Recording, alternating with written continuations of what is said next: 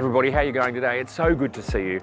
Today I want to talk about the 4 reasons why I think the 400mm 4.5 VRS makes sense. And 2 of those 4 reasons are in the future. Let's talk about it.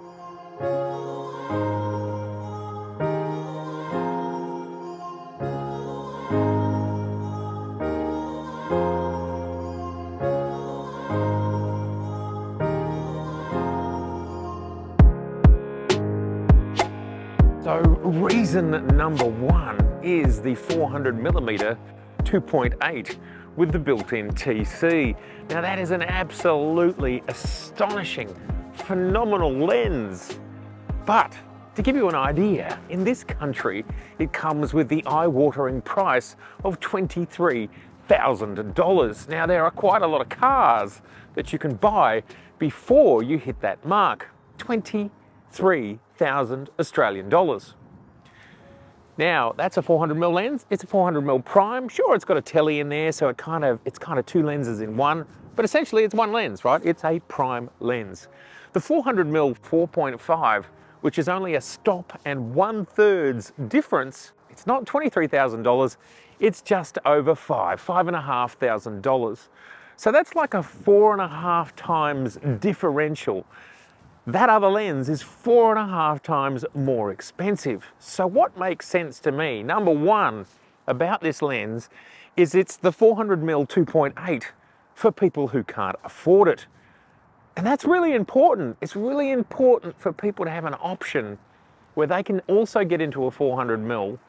That difference in light gathering capability is only 1 1/3 of a stop. It's phenomenal. And then the other thing that I think people are just not wrapping their heads around because you haven't had it in your hand yet, it's so small, it's so light, it's lighter than the 70-200, it's just about exactly the same size as the 70-200. The crazy thing is, it's just so much power in such a small package. So yeah, for something like 4.5 times cheaper, you are getting a lens that's not the same. But if we look at the 400mm 2.8 versus the 400mm 4.5, it really isn't that much of a difference when we talk about current technology and current ISOs. And my personal opinion is high ISOs will continue to improve over time. So a lens like this might last you 10 or 20 years. Well, you can expect ISOs to keep improving. I think that's what we should expect. The 400mm 2.8 is reason number 1 why the 400mm 4.5 makes sense.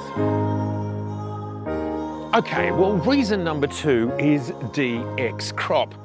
Now let's go back pre-2017, pre the D850, where a DX crop on a D810 or a D800 was still a pretty large number, but it's not as large as it is since 2017 with the D850, 2018 with the Z7, and 2021 with the Z9. A DX crop gives you just shy of 20 megapixels, and that's an absolutely usable and more than enough amount of pixels to get the job done. So a lens like the 400mm, of course, becomes a 600mm field of view equivalent. Now that's a fantastic lens. Essentially what that means is you can get a 600mm as well as a 400mm when you are working with the higher megapixel cameras like the Z7 and the Z7 II and the Z9. This makes it yet again a super useful lens. And not forgetting that on the Z9, we also get a 2.3 times crop when we go into 120 frames per second in 4K, and then you choose DX, again making it an even longer lens. So there is versatility that comes with all of this new technology.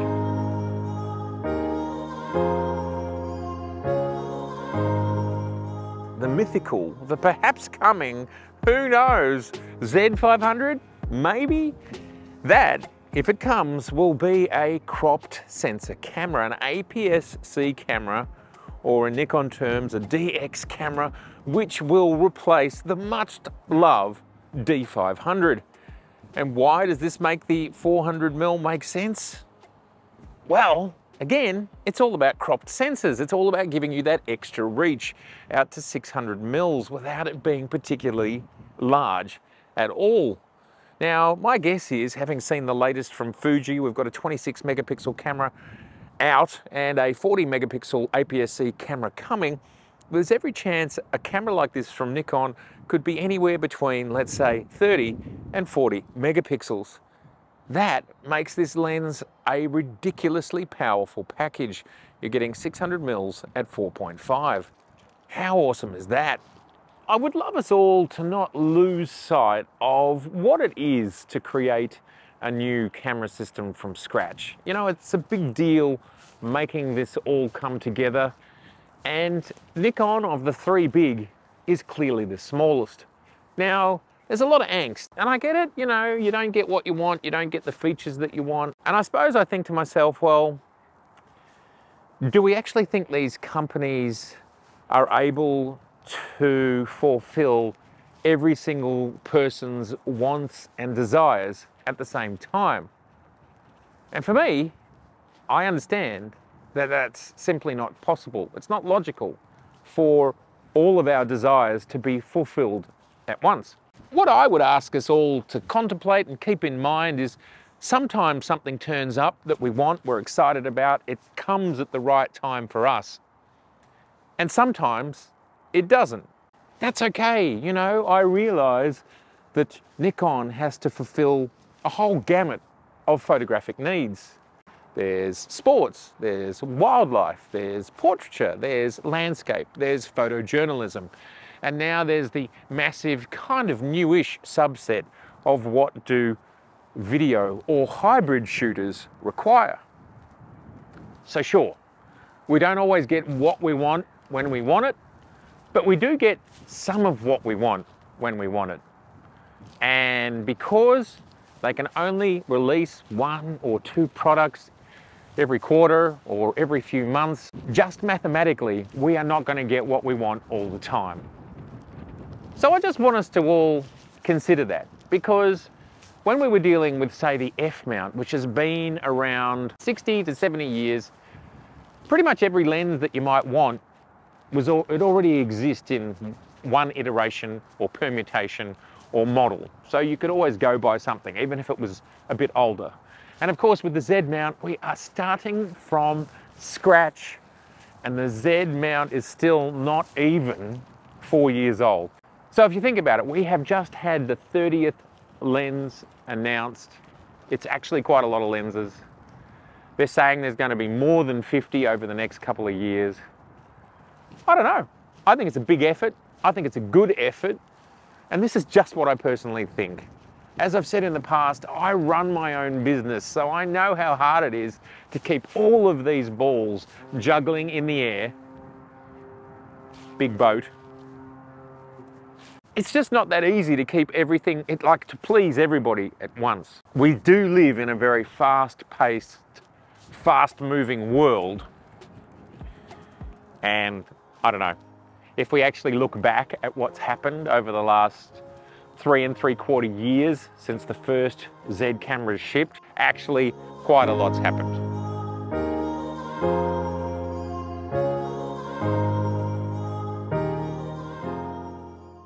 And let's talk about the 4th reason, and that is a mythical camera again that I think we'll probably see sometime next year. And it could be called the Z7 III, or it could be called the Z8. I think it's most likely going to be the Z8.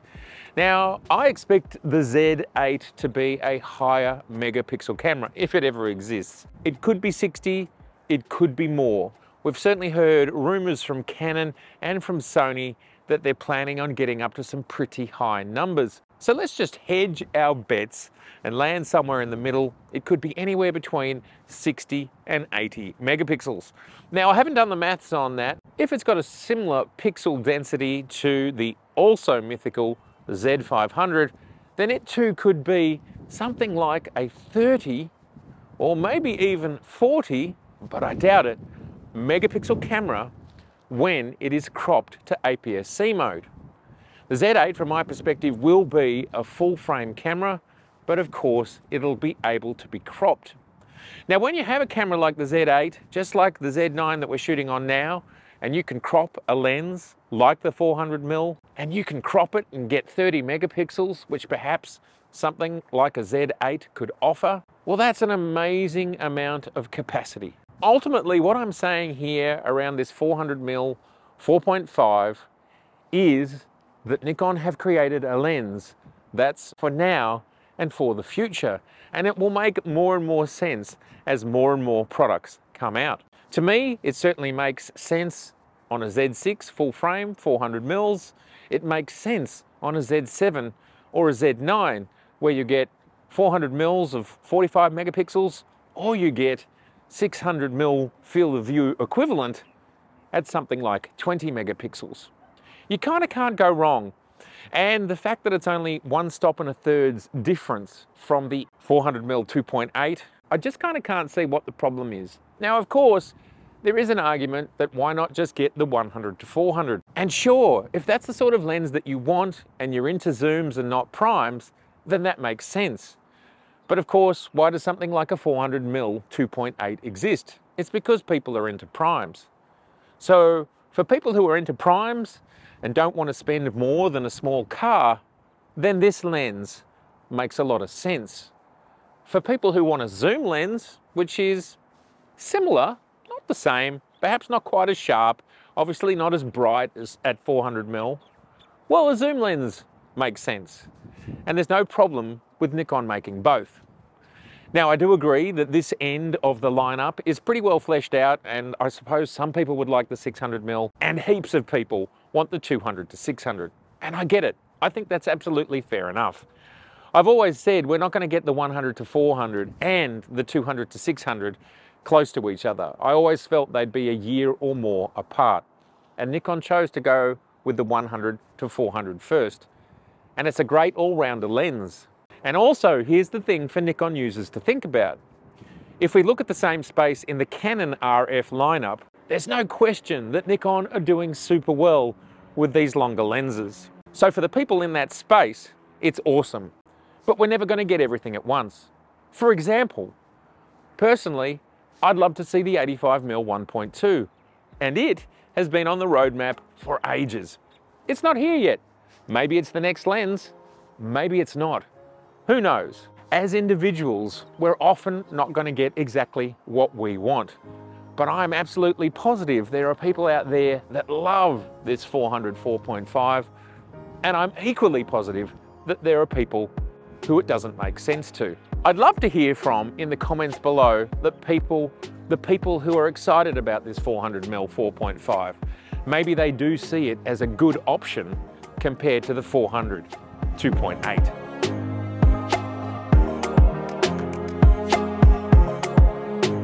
It's been so good to see you, and if this is your first time here, I'd love to see you again, so please do subscribe, please share, and please like. Do check out my website at mattirwin.com, and we have merch down here. Check out the merch. Get yourself some Matt merch. I look forward to seeing you soon, and next time we'll talk about the Z30 and where we think the Z30 fits in. Bye for now.